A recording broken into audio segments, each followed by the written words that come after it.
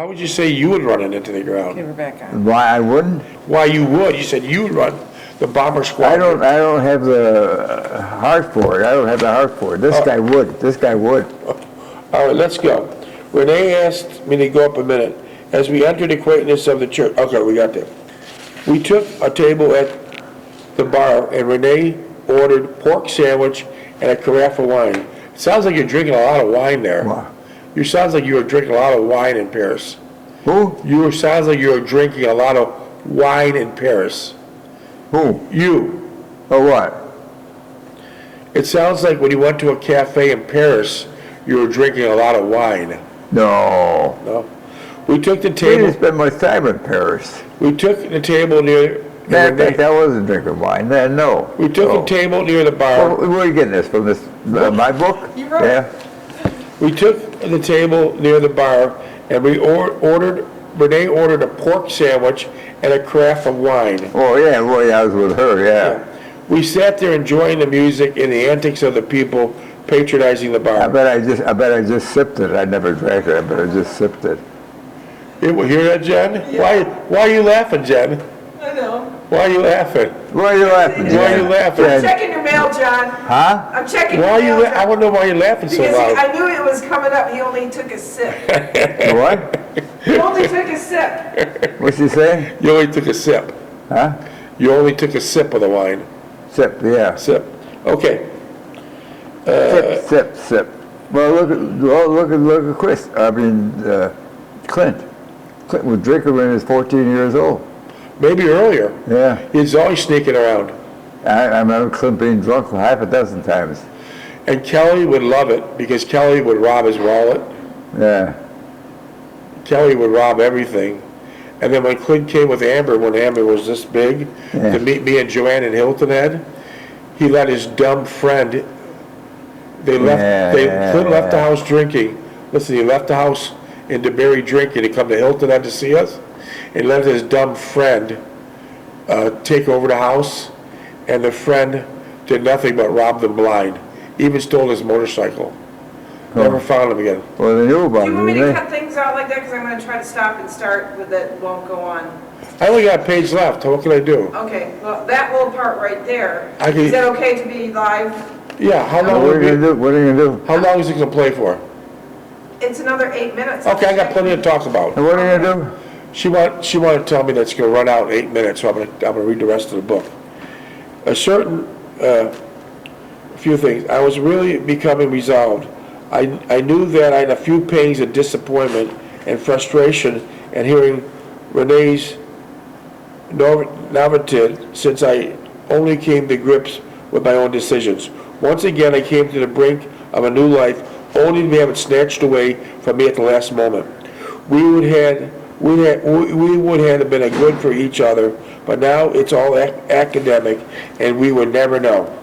We sat down for an hour or so, enjoying each other's company and music. It was too crowded to dance. Besides, I did not feel up to it. I just wanted to be with Renee. We talked about many things, but she never asked me about my family or anything about me. She also never mentioned her time as a novice, and I did not pursue it. And I felt that in due time she would relate to me of her experiences if she wished to share with me. It was $2,200. I would have to leave soon and got to Renee's house to catch the last metro from Aunt Tampy's tonight. She declined the taxi ride and wanted to walk instead. She held my arm and we put my hand in her arms. We discussed what we would do the next several days. She wanted to take me sightseeing, do some cooking for me, and start a full oil painting on me. I chuckled and added to the list, spend time at home just chatting. It sounded good to me once again. A sense of desolation crept in with my thoughts. This would end shortly, and it was always did, but this time it was more certain and undisputable. There would be no returning, as I was afforded an opportunity with Annie and Jean. The last few days would have to be the last of a lifetime, and thereafter it would not recede, no place in my mind that the experiences became a memory. Will you be all right here alone? I asked, and reached the large oaken door. She smiled and said softly, "Of course, it's my home." I embraced and kissed her and whispered, "I'll see you tomorrow." She was warm and receptive and did not want to leave. I kissed her again and sighed something, and she sighed something in French. She murmured, "Go, you must not miss your train," and she hugged and kissed me tenderly. I held her for a minute and let her go. She quickly left my arms and hurried into the house. I hailed a taxi. There's that many taxis there? In Yeah. France, there's so many taxis. Taxis? Oh, yeah. I hailed the taxi as we drove to the train station. A deep sense of isolation and despair came over me. I was back to where I started before entering the service. Just as Renee was certain to re-enter the religious order, I too was the same certainty would return home, providing I survived the next several months, and picked up where I had left off, to be a sole benefactor for the entire family, with everyone's wishes and desires being foremost, and mine being insignificantly not worthwhile. Suddenly there was nothing. No Renee, no Anne, no Jean. I had destroyed all my bridges to a fuller life. All I had to look forward to was the next several days with Renee, and total desolation and sense of futility and hopelessness. What had started out as a ray of hope and fulfillment had been rudely shattered into 1,000 pieces with no chance of recovery. I welcomed combat to lose myself in its death and destruction. I arrived at the hospital a little before sign-in time, and a lieutenant on duty informed me that I had some mail. I took the letters to my day room, and the lights were out in the wards. There were 2 letters apiece from Anne and Jean, and one from home. I opened a letter from home first, and it was dated a little after Christmas. Mother mentioned that Steve was home for the holidays, and a snowbound train coming from North Carolina. They had a nice Christmas, but it was cold and snowing. She mentioned that Lookie was somewhere in the Pacific and could not make it home for the holidays. She mentioned it was getting closer to getting a telegram from the War Department, assumed everything was all right, and she'd not hear from them again.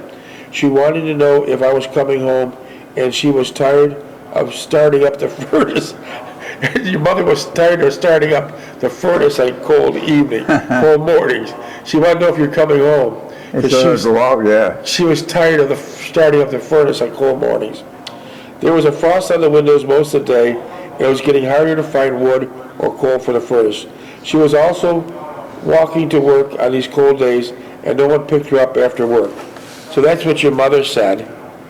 And so that's the end of chapter 13. And tomorrow we'll have chapter 14, and it'll be called The Catacombs and Arwa. Catacomb, that was morgue.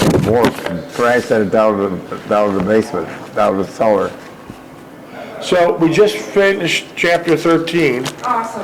and as it turned out, he received a letter from his mother at the last paragraph of chapter 13, No mail, John. and she said that Uncle Stevie was home for Christmas, but he never seen the front line, right? Stevie? Yeah.